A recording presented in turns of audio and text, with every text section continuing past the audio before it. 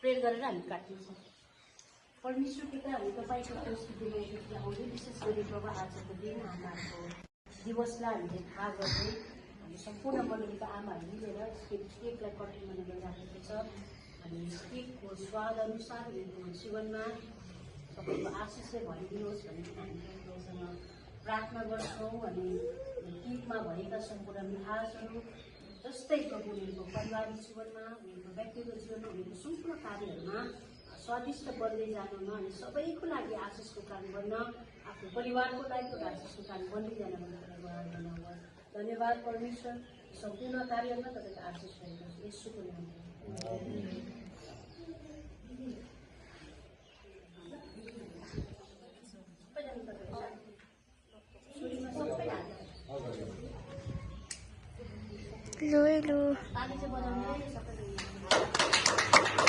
Move the camera.